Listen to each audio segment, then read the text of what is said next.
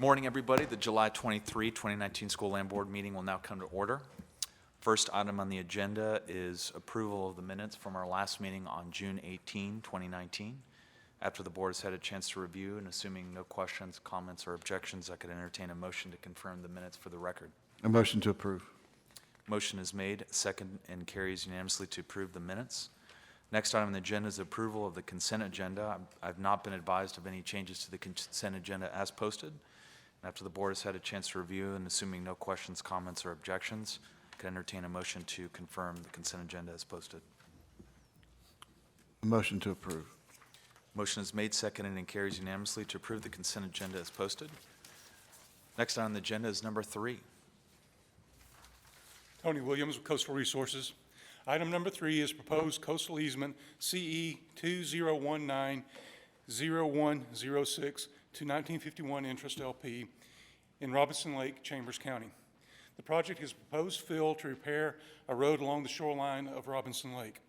The road serves as protection for the marsh that is on the landward side of Robinson Lake. It also provides access to water control structures that maintain the hydrology in the area. The estimated encumbrance is 0.89 acres. This is based off the Corps of Engineers authorization. Staff is recommending that a coastal boundary survey be required to identify the exact amount of fill placed on state-owned submerged land. The applicant is requesting authorization as quickly as possible so they can complete the repairs before hurricane season or before hurricanes start hitting the area. Staff is recommending a $1,000 a year fee for a 20-year term with the option to renew for an additional 20 years with a fee increase. Staff recommends approval as submitted. After meeting with staff and getting an update on this, I make a motion to approve. A motion is made, seconded, and carries unanimously to approve item number 3. Next item on the agenda is number 4. Item number 4 is proposed coastal lease CL 2017-0003 to Jefferson County Drainage District 7. I might refer to it as DD7. This is in Taylor Bayou, Jefferson County. The project is associated with the Port Arthur Flood Control Levee. In the summer of 2017, the Corps of Engineers and the DD7 identified some issues with the levee system at the turning basin on Taylor's Bayou. There was a failure of the barrier, so they wanted to do some emergency repairs. They coordinated that with the GLO, and they were given authorization to do the emergency repairs before hurricane season hit in 2017, and we agreed to work with them afterwards to get it under authorization. Hurricane Harvey hit, and staff for DD7 and the GLO were otherwise kept very busy for a few years. Now we're coming back to the board to get this under authorization. It is 11,423 square feet of fill, sandbags, and repairs to the levee system in Taylor's Bayou. Staff is recommending a 10-year term with no annual fee. Hey, Tony, was TDEM involved with this initially back in 17 to maybe help provide some of the funding as well, or? I believe it was funded 100% through the Corps of Engineers for the repair. Was TDEM involved in any of the other issues before Harvey? They were involved in the coordination to do the repairs. Okay. And it held up well during Harvey.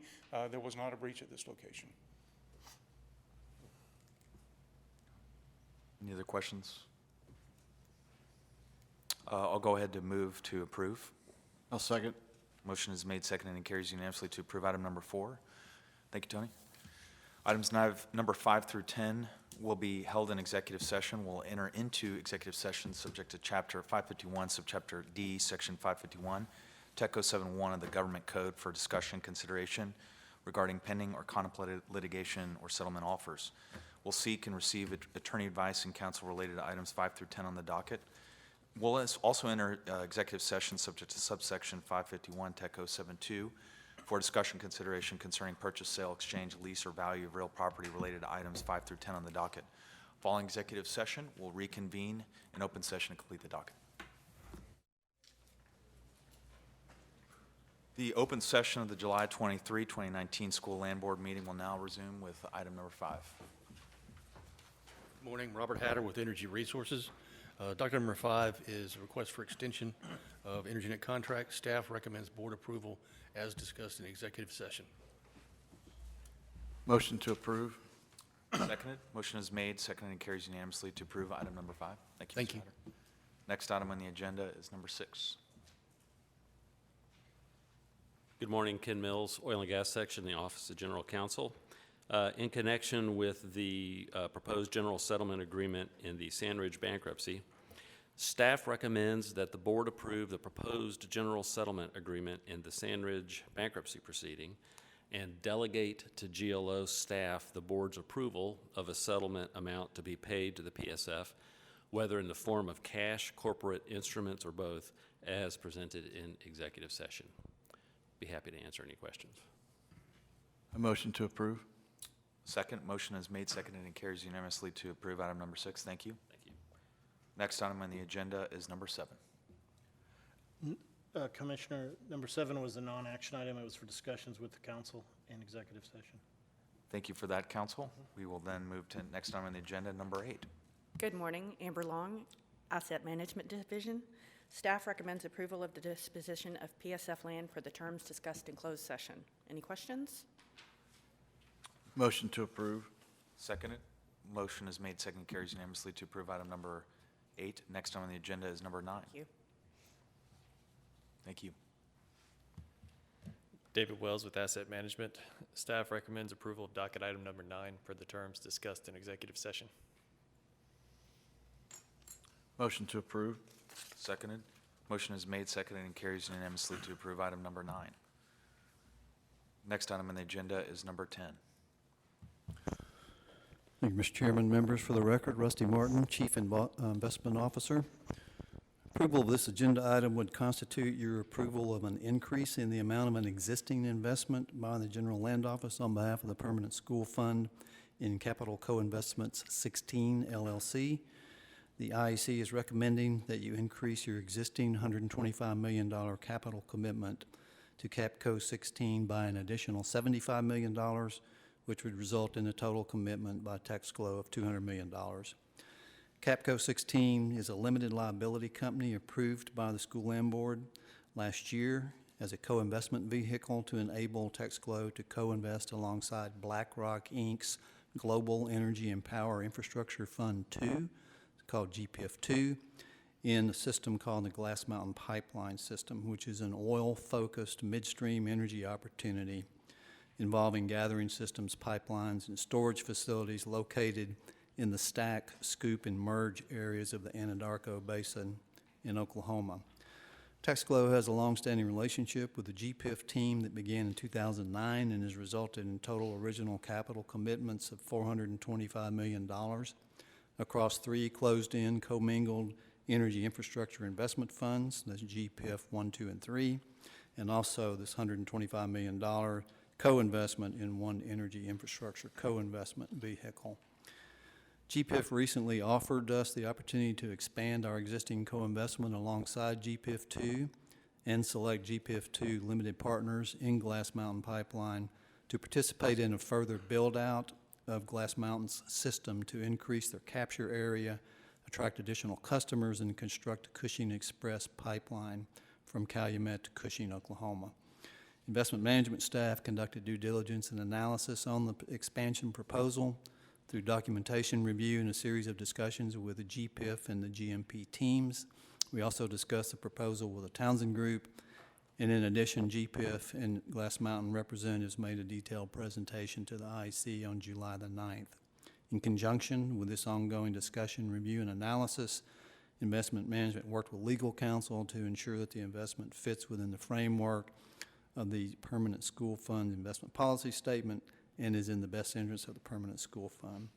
Therefore, the IEC is recommending that you approve an increase of $75 million to your existing capital commitment to Glass Mountain Pipeline through Capital Co-Investments 16 LLC, which will result in a total investment by Texglo in CapCo 16 of $200 million. Also, I would note that your approval of this transaction is contingent upon our completion of the negotiation and finalization of the legal documentation associated with the proposed additional investment in Capco 16. Happy to answer any questions. Any questions from the board? No questions. Based on questions asked and answered in executive session, I move to approve this item. Motion is made, seconded, and carries unanimously to approve item number 10. I've been advised item number 11 has been pulled from the agenda this morning, so we will advance to the next item on the agenda, which is number 12. Thank you, Mr. Chairman, members. Rusty Martin, Chief Investment Officer. So what we have here is proposed modifications to the Texglo PSF Real Assets Investment Policy Statement. The last time this policy was modified by the board was in April of 2014, so it's been about 5 years. We review it in conjunction with the Townsend Group periodically, and we decided to make some recommendations this year. This has been presented to the IEC. It's been through a review process with the IEC in conjunction with the Townsend Group, and it went through the IEC 3 times, so it's been through the filter pretty diligently over the past few months. You should have a copy of the policy. You should also have a piece we put together that says summary of changes to Texglo PSF Real Assets Investment Policy Statement. I'm not going to read all of the changes on these sheets, but I will. Some of them are highlighted, and I'll just go over those briefly and then answer any questions you may have. Basically, on page 1, we expanded the first paragraph of the overview to include more detail about the program. Page 2, we expanded investment strategy section to provide more detail about the characteristics of private market real assets investments, and we included a discussion of liquidity and about the long holding periods that are typically associated with these types of assets. We also clarified that asset allocation targets are based on the net asset value of each asset class as a percentage of the total net asset value of the portfolio. We also, on pages 2 and 3, made some changes. The most one I want to highlight there is that we limit the exposure in the policy to any individual investment manager to no more than 20% of the total net asset value. And then the common theme here is that we're inserting net asset value as a measurement metric. Some of these limits have been in the policy before, but they haven't been defined in terms of net asset value. Page 3 to 5, we detailed the descriptions of each of the targeted asset types. If you look at that description, you'll see for energy infrastructure and real estate, there's quite a detailed description of each one of those types. We also specified that any single co-investment will not exceed 5% of the net asset value of the total portfolio. And we've limited third-party debt to a loan-to-value of no more than 65% of the overall portfolio value. Pages 5 to 8, under roles and responsibilities, investment management and monitoring procedures, we describe the role of advisors on an as-needed basis rather than a shall-perform basis as they were described in the past. And that's because many of the previously described services are just no longer necessary or they're obtained through other sources. In page 8, under reporting, we eliminated the requirement for the advisor to produce a portfolio analytics report, since this report is already prepared by the board's investment custodian. I'm happy to answer any questions. I would just point out that the sections that I highlighted on this page and discussed, they contain areas that were also recommended for possible modifications by third-party consultants and or the Sunset Commission. So again, this process is a very thorough process. It's been going on for probably a little over a year now, and reflects all the comments, suggestions from Sunset Commission and from third-party consultants, and happy to answer any questions. The board's investment custodian, is that State Street? Yes. Okay. I move to approve with one minor change on page 6, number 3A2, which is Investment Advisory Committee. I would like to strike the last part of that, starting with and including the word comprised to the end of the sentence, because that is redundant based on what will be in the charter that we'll vote on next meeting. So I would like to move to approve, except for the one strike.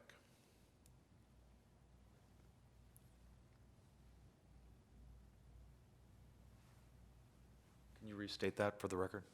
Yeah, I move to approve the investment policy statement as presented, except for striking the balance of the sentence in 3A2, starting with and including the word comprised through the end of the sentence. So to make sure I'm understanding you correctly, you want to cut it off, you want it to say the board will grant authority to the chief investment officer to implement the policy with the advice of an investment advisory committee, period, Yes, sir. and remove the second part. I think the balance of that will be covered in the charter. That is correct. I don't have a problem with that. It doesn't change the character of the policy one way or another.